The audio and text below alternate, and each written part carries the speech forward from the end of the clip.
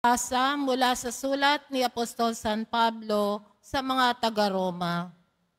Mga kapatid, hindi nahahatulang maparusahan ang mga nakipag-isa kay Kristo Jesus.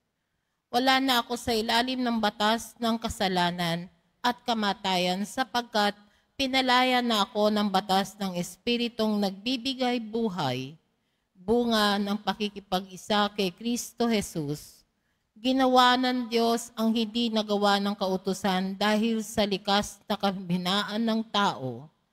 Sinugo niya ang kanyang sariling anak sa anyo ng taong makasalanan upang maging handog para sa kasalanan at sa anyong iyo'y hinatulan niya ng kasalanan. Ginawa niya ang lahat ng ito upang ang hinihingi ng kautusan ay maisakutuparan sa atin na namumuhay ayon sa Espiritu at hindi ayon sa laman. Sapagkat ang mga namumuhay ayon sa hilig ng laman ay nahuhumaling sa mga bagay na ukol sa laman. Ngunit ang namumuhay sa patnubay ng Espiritu ay nagsisikap ukol sa mga bagay na espiritual. Ang pagkakahumaling sa mga bagay ukol sa laman ay mabubulid sa kamatayan. Ngunit ang pagsisikap sa mga bagay ukol sa Espiritu ay magbubunga ng buhay at kapayapaan. Sapagkat kalaban ng Diyos ang sinumang nahuhumaling sa mga bagay ukol sa laman, hindi siya sumusunod sa kautusan ng Diyos at hindi niya kayang sumunod. Ang mga nabubuhay ayon sa laman ay hindi maaaring kalugdan ng Diyos.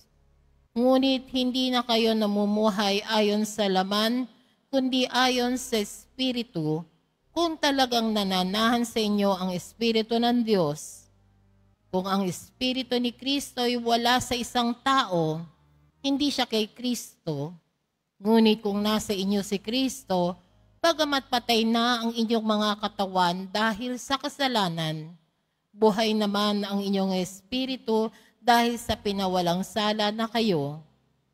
Kung nananahan sa inyo ang Espiritu ng Diyos na siyang muling bumuhay kay Hesukristo, ang Diyos din iyan ang magbibigay ng buhay sa inyong mga katawang mamamatay sa pamamagitan ng kanyang Espiritong nananahan sa inyo.